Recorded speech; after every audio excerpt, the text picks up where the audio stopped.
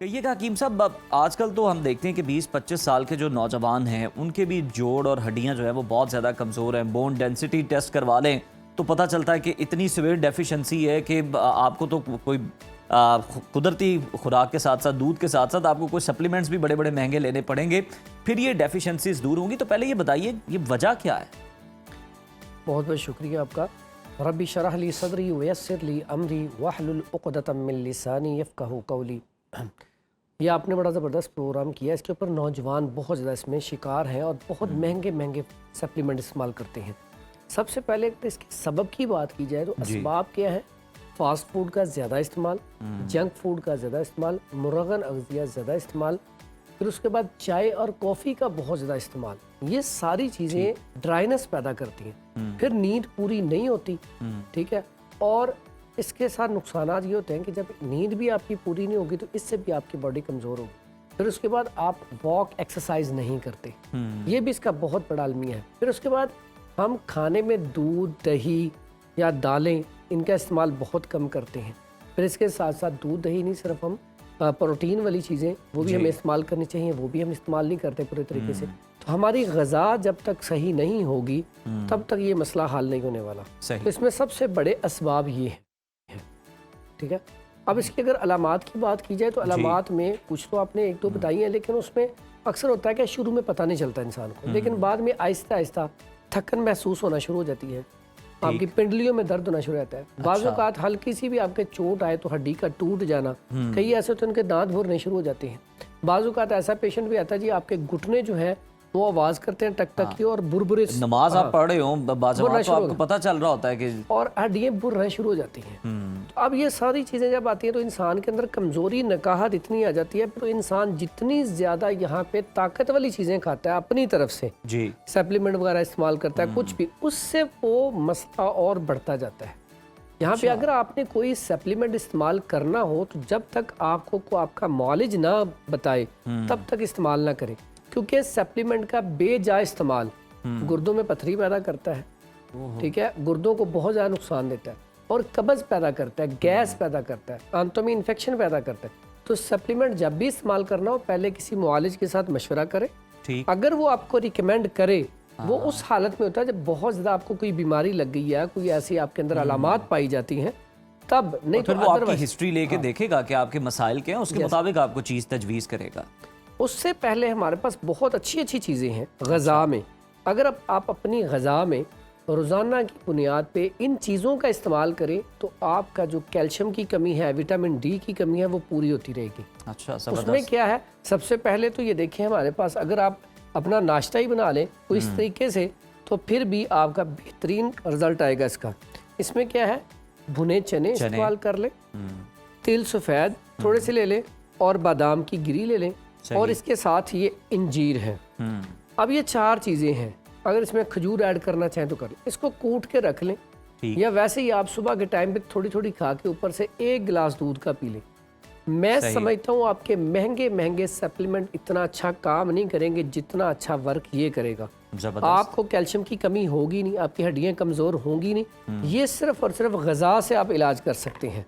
फिर उसके बाद अगर बात की जाए तो ये लोबिया, मैं अक्सर कहता हूँ कि आप अपने डाइट में हफ्ते में 1 दफ़ा कम से कम सफ़ेद लोबिया या लाल लोबिया लाजमी इस्तेमाल करें।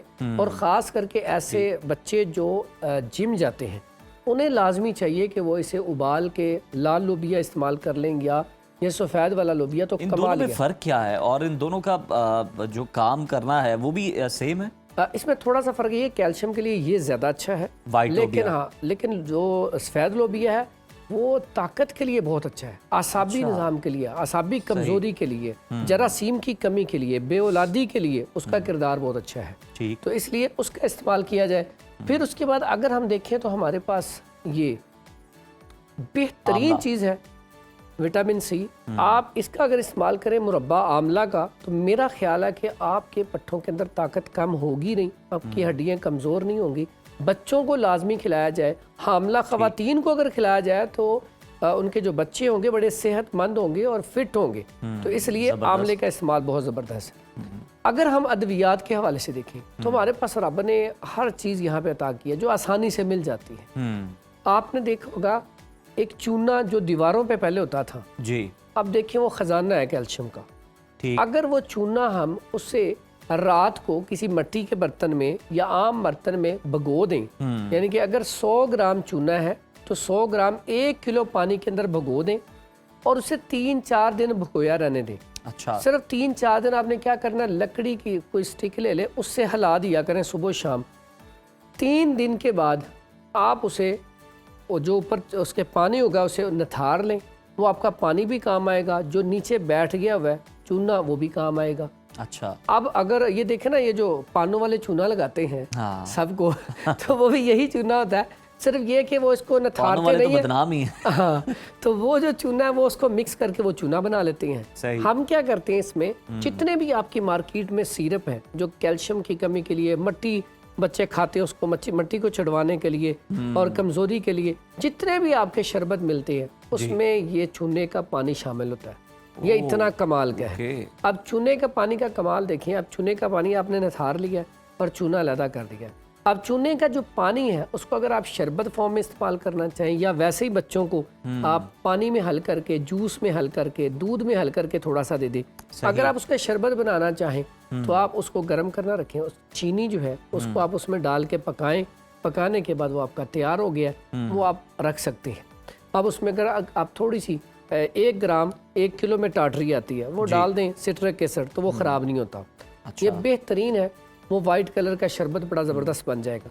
अगर आप उसका जो नीचे वाला है उसे इस्तेमाल करना चाहती हैं तो ऐसे बुजुर्ग, औरतें या यंग लोग जो है वो कैसे इस्तेमाल करें, चावल के दाने जितने, 3 दाने उसमें से इतने 3 चावल जितना वो ले ले, इनफ है। हाँ जी, वो आप गन्ने का रस उसमें डाल के इस्तेमाल कर लें, आप दूध में डाल के इस्तेमाल कर लें, हामला ख़वातीन अनार के जूस में डाल के इस्तेमाल कर लें। अच्छा। यानी कि मुख्तलिफ तरीके से, अगर बच्चों को भूख नहीं लगती, खाना डाइजेस्ट नहीं हो रहा, बच्चों का कद नहीं बढ़ रहा, तो फिर आप दही में 3 चावल के बराबर डालें और मिक्स करके खिला दें। जो बच्चे हैं, छोटे बच्चे, उनको 1 चावल के बराबर, जो बड़े हैं ज़रा उनको 3 चावल के बराबर।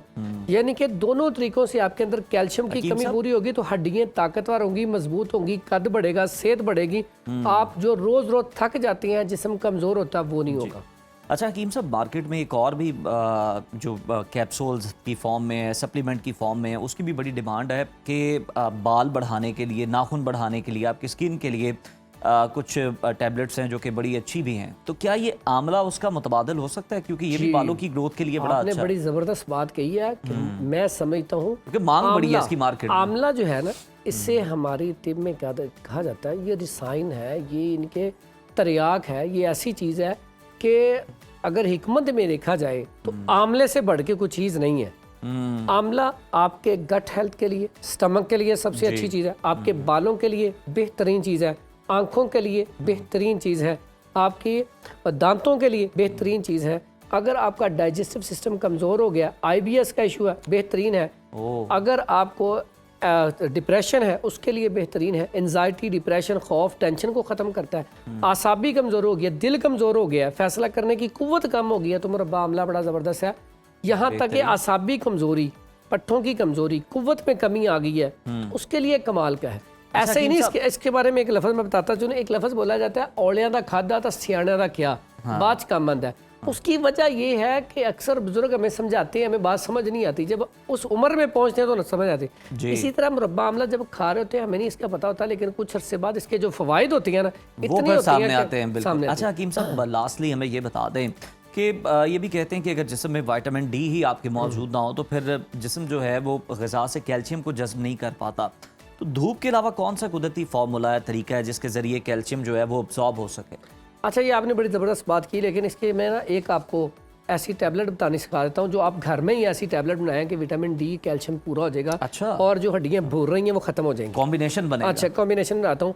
विटामिन डी के लिए धूप तो उससे तेज चीज़ ही कोई नहीं दुनिया में, सबसे बेहतरीन है। दूसरा, उसमें अगर देसी घी आपके घर में हो तो देसी घी 1 किलो और 50 ग्राम उसके अंदर अजवाइन लेके ना उसको गर्म करें अच्छी तरह, जब वो जल जाए उसे पुन के रख लें। रोज़ाना 1 चम्मच इसका इस्तेमाल करना और इसके बाद खाने के बाद आधे घंटे तक कोई चीज़ नहीं इस्तेमाल करनी।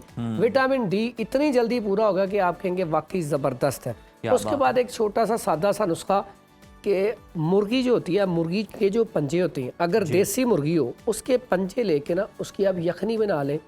कुछ लोग पंजे नहीं खाते, वो आप यखनी पिए, एक दिन में आपकी टांगों की दर्द गायब हो जाएगी। अच्छा, एक दिन में वाह। इतना कमाल का रिजल्ट है। उसके बाद जिसकी तरह मैंने इशारा किया था, इसे कहते हैं समंदर झाग।